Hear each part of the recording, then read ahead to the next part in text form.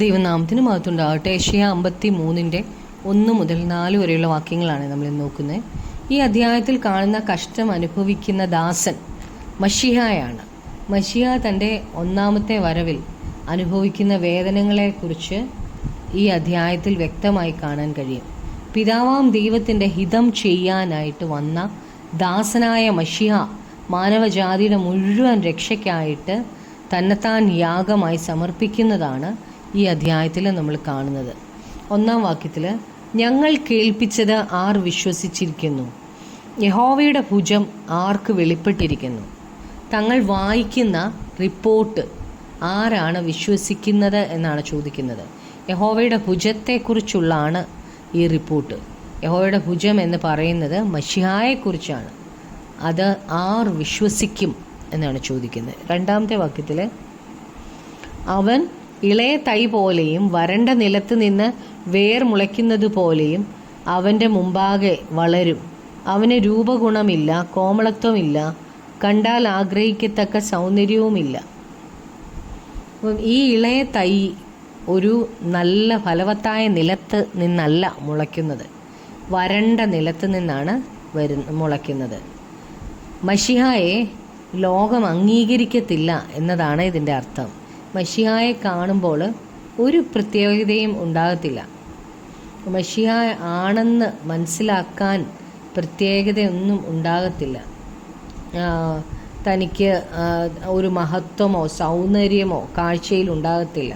മശിഹ മറ്റാരെക്കാട്ടിലും വ്യത്യസ്തനാണ് എങ്കിലും പുറമേയുള്ള കാഴ്ചയിൽ തന്നെ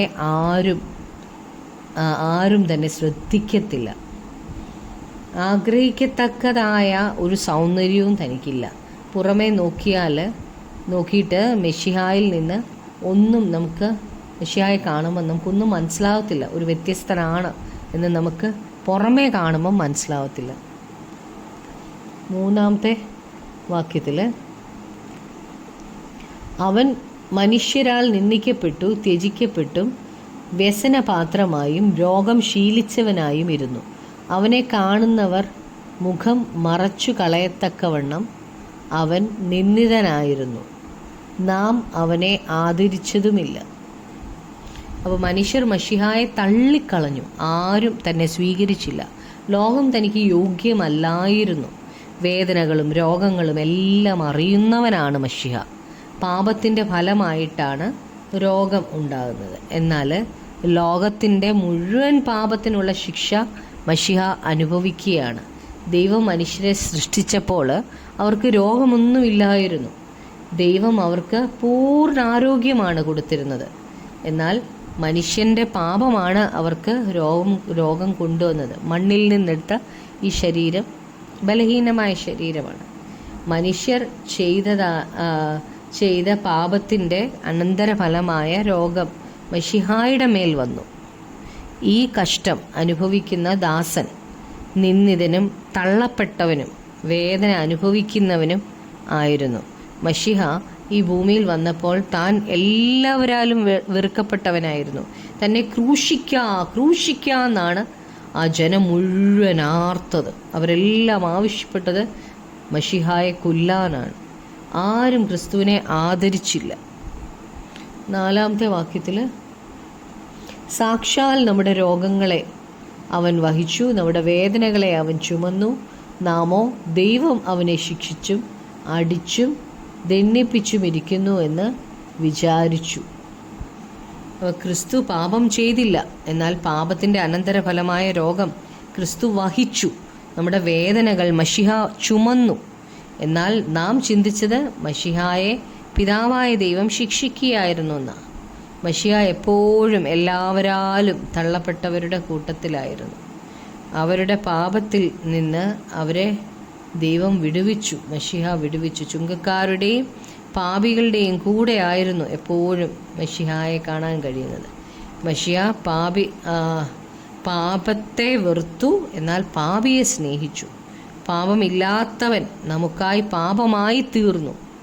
തൻ്റെ സ്വന്തം പാപത്തിനായിട്ടല്ല, ലോകത്തിൻ്റെ മുഴുവൻ പാപത്തിനായിട്ട് താൻ ക്രൂശിൽ മരിച്ചതുകൊണ്ടാണ് തന്നെ കഷ്ടം അനുഭവിക്കുന്ന ദാസൻ എന്ന് വിളിക്കുന്നത്.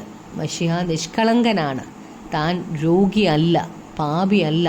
എന്നാൽ മശിഹ നമ്മുടെ രോഗങ്ങളെ വഹിച്ചു, നമ്മുടെ വേദനകളെ ചുമന്നു, നമ്മുടെ പാപങ്ങൾ നിമിത്തം മശിഹ തകർക്കപ്പെട്ടു. നിങ്ങൾക്ക് പ്രാർത്ഥിക്കാം. കർത്താവായ യേശുവേ, കർത്താവെ, സാക്ഷാൽ ഞങ്ങളുടെ രോഗങ്ങളെ അങ്ങ് വഹിച്ചല്ലോ, ഞങ്ങളുടെ വേദനകളെ അങ്ങ് ചുമന്നല്ലോ. കർത്താവെ, അപ്പാ, നാമോ ദൈവം അവനെ ശിക്ഷിച്ചും അടിച്ചും ദണ്ഡിപ്പിച്ചും ഇരിക്കുന്നുവെന്ന് വിചാരിച്ചു എന്നാണല്ലോ ഞങ്ങൾ വായിക്കുന്ന. കർത്താവെ, എൻ്റെ കർത്താവായ യേശുവേ, അങ്ങ് ഞങ്ങൾക്ക് തന്ന ഈ സ്വാതന്ത്ര്യത്തിനായി, അങ്ങ് തന്ന സൗഖ്യത്തിനായി, അങ്ങ് തന്ന കർത്താവെ നീതീകരണത്തിനായി നന്ദി പറയുന്ന കർത്താവെ. അപ്പാ, അങ്ങ് ഞങ്ങളെ കർത്താവെ, ഞങ്ങളുടെ പാപങ്ങളെല്ലാം ക്രൂശിൽ വഹിച്ചല്ലോ അപ്പാ, ഞങ്ങളുടെ വേദനകളെല്ലാം അങ്ങ് ചുമന്നല്ലോ കർത്താവെ. എത്ര നല്ല സ്നേഹമാണ് കർത്താവെ ഞങ്ങൾക്ക് അങ്ങ് പകർന്നു തന്നത്. ഇതുപോലെ സ്നേഹിക്കുന്ന മറ്റാരുമില്ല കർത്താവെ. 10,000 സുന്ദരനായ കർത്താവെ, അങ്ങേപ്പോലെ മറ്റാരുമില്ലാത്തതിനായി നന്ദി പറയുന്നു. യേശുവെ, ഞങ്ങളെ തന്നെ പൂർണ്ണമായി സമർപ്പിക്കുന്നു. അങ്ങയുടെ ഇഷ്ടം ചെയ്യുന്ന ഒരു ദാസരാക്കി ഞങ്ങളെ അവസാനം വരെ നിർത്തണമേ. പ്രാർത്ഥന കേട്ടതിനായി നന്ദി. യേശു ക്രിസ്തുവിൻ്റെ നാമത്തിൽ തന്നെ. ആമേൻ.